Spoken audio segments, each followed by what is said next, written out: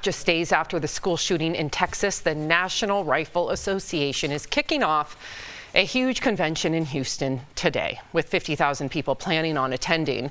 Well, protests are expected. Speaking of which, at schools all across the country yesterday, our youth, the students, they staged walkouts protesting the lack of action from the adults to keep them safe from gun violence. But there is some good news. A bipartisan group of senators met yesterday to discuss possible gun safety legislation. Please. So for more on this, we are joined by Jessica Price. She is a mom of 3 and a high school teacher. She's also a local leader of a national group, Moms Demand Action, calling for common sense gun reform. Welcome, Jessica. All right, Jessica, you are a high school teacher. You're also a mom, and I just want to know. Okay, they say my mic. All right, we're not on mute anymore. You're a high school teacher and a mom. I wanted to ask you how you're personally feeling just during all this. Like, how are you doing? This has been a really, really hard week. Wrapping up school myself with my own students and seeing them get ready to graduate and seeing them be excited, but then having this kind of loom over again. Yeah, right. I'm working with the generation that they call themselves the lockdown generation. And so it's been hard. It's been really hard. And then I have 3 children. My daughter just turned 11 today. Oh, happy birthday. And I have 2 teenage boys. And yesterday, my husband and I were sitting watching my daughter in her 5th grade continuation.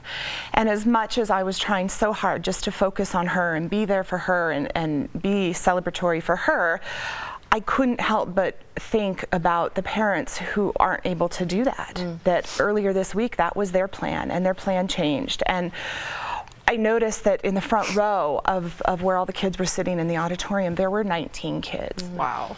And as I sat there and I counted the 19 kids, it was absolutely horrific. And I think every parent in that auditorium was thinking the same thing that I was thinking. Like, at any moment, that I could be any other parent that's just, in deep, deep grief for the rest of your life, really. Yeah. Jessica, tell us about Moms Demand Action and how you got involved. So Moms Demand Action is a national organization. It was founded by Shannon Watts right after. Yes. I'm a huge fan of Shannon Watts. I think she's all of our shero. She founded it right after the Sandy Hook shooting. She was a mom just like me and just was like, this is crazy. Something has got to happen. And I think that she really went into it thinking something's going to happen now. Here we are, we're talking about these children who were murdered in their classroom. And so she started Moms Demand Action. And as we know, the shootings have still continued. And so I didn't know a whole lot about her or about moms until after Parkland. And because I'm a high school teacher, right after Parkland, I saw all these young people, students, that I have the same age, were out marching and out protesting and talking to legislators within hours of this traumatic event. And I thought, this is crazy. If they can be out doing this, then I need to be doing something. And I teach high school government, and so I encourage my kids to get engaged, and I thought, this is it. This is my chance. And so my sister and I found Moms Demand Action.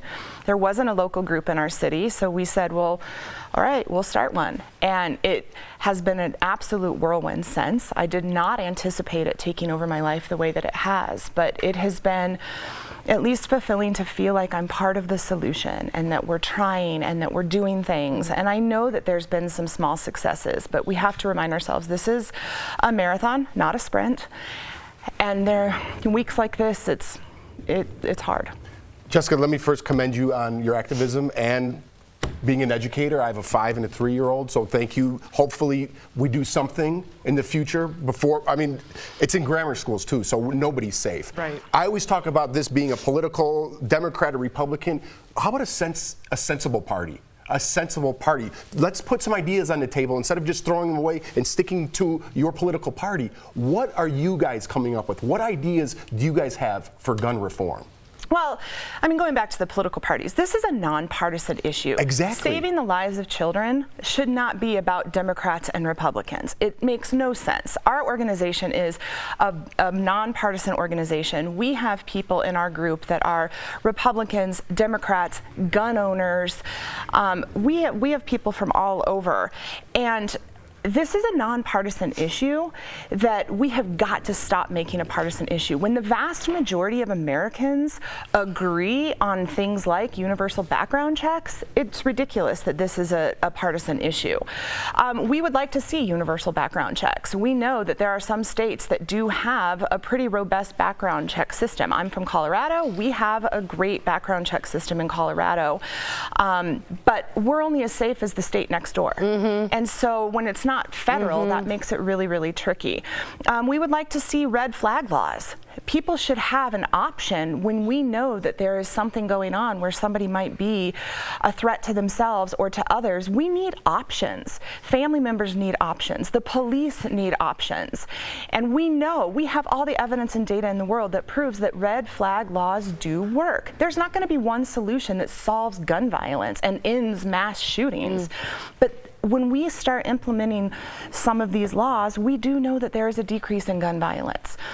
So red flag laws, universal background checks, age limits on purchasing weapons. We know that, you know, this young man was 18 years old. He was a high school student.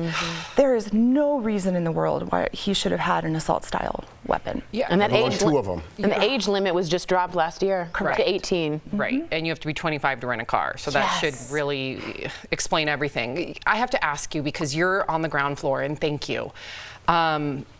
You found your chapter after Parkland, and very little policy changes happened after Parkland, unfortunately, because these 19 kids would still be alive today if there were federal policy changes. I know a lot of parents are thinking this, and I don't want to lose hope, but do you really feel that we're going to be able to enact these common sense gun laws? I have to have hope. If you don't have hope and you're part of this movement, then you're not going to be in this movement for very long. Like I said, we have to remind ourselves that this is a marathon. This is not a sprint. It is hard.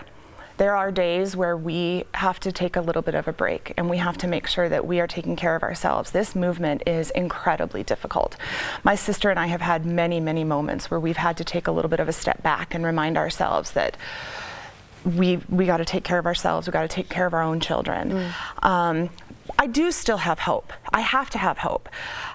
It's hard to have hope when what it's going to take is a change in people's moral compass and a change in so many policies around the gun lobby and around how campaigns are financed and the money that the gun lobby continues to pour into our system. So it's going to take a lot, but somebody has to do the work. No, we will. And you're starting. have to. And you are doing it. Yes, thank you. You walk the walk, and I thank you. We thank you. Jessica, we also want to make sure to all of our viewers out there, if you want to get involved with Moms Demand Action, text READY to 64433. Again, text READY to 64433. You can also visit their website at momsdemandaction.org. Thank you again, Jessica. We appreciate you. Thank you. We'll be right back. Thank you.